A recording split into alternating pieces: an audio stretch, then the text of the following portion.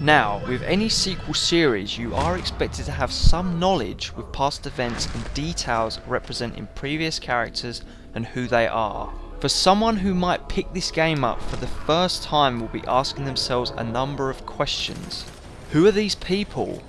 Why is there a 6-year-old girl scaring the shit out of me? And most of all, why is everyone trying to kill me?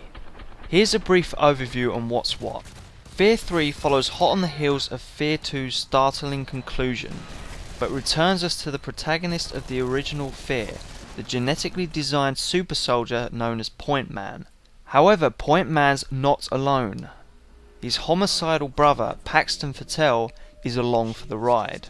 It's also worth mentioning that Alma, the mother of the two brothers, has returned to give birth to the child of Michael Beckett, the protagonist from F.E.A.R 2.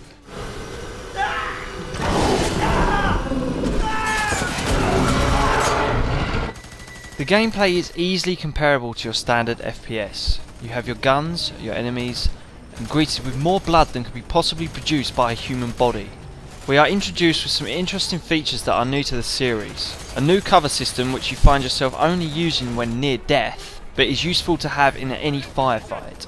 The AI of the enemies seem to be significantly improved, as well as using teamwork to report your position and constantly moving to find cover in order to eliminate you. Depending on what difficulty you have it on, it's pretty effortless to run around eliminating all enemies while shooting at the hip without any issues. Although it's probably not advised to adopt this technique all the time.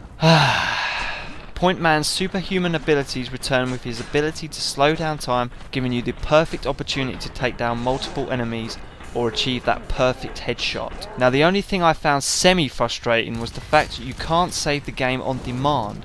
You had to rely on set checkpoints and auto-saves. The main question people consistently ask about this type of game is it scary? Well, the answer to that is it depends on the person who's playing it. Some gamers find it terrifying, some find it as horrifying as the Smurfs 3D. My personal experience on this is, yes, I did find it scary. Yes, there was times where I reached a frequency that can only be heard by bats. There seems to be a repeating trend with this game, along with the previous installments in the series. You would start off with a sequence of killing 100 guys, and then you would suddenly find yourself in a horrific psychological battle with something that isn't there, and which you're trying to figure out what the fuck is going on.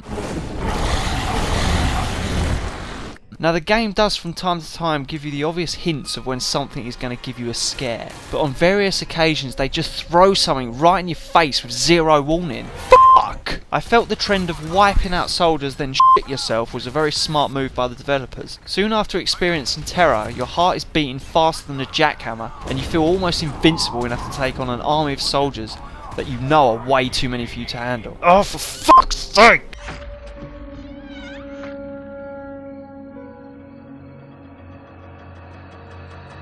Now, moving on to the graphics. I must say I really like the look of this game as a visual basis. Sure, it may not be the best graphics you've ever seen, but the use of bright colours compared to the original F.E.A.R's dull and grey recurring corridors, it definitely is an improvement.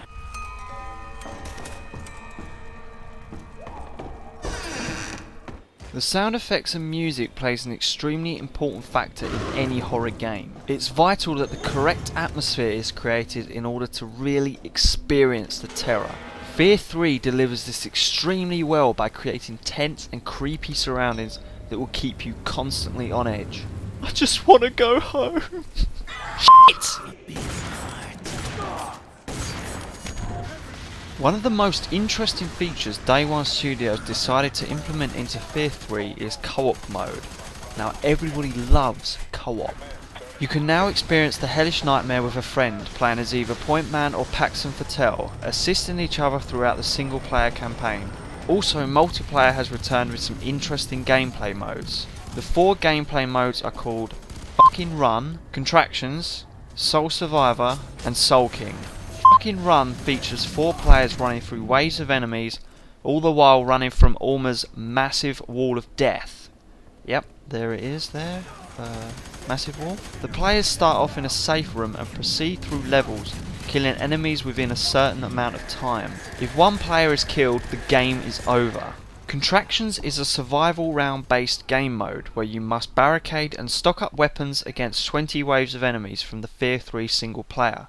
The further you increase through the waves, the tougher it gets. Sole Survivor has 4 players pitted against each other, with one player playing as a Spectre, in which he or she has to possess enemies to kill the other 3 players and turn them into Spectres before the time runs out. Soul King is similar to Sole Survivor, but with the exception that all the players play as Spectres and must possess enemies to kill each other and collect dropped souls. Teamwork and cooperation is needed for players to win in the game modes. Overall, I had a lot of fun with this game. Being a fan of the series since the beginning, it's nice to see that it continues to be taken in the right direction. I'm not talking about Game of the Year contender here, but if you're looking for an enjoyable, thrilling and upright bizarre experience, then this is the game for you. I'm going to give this game an 8 out of 10.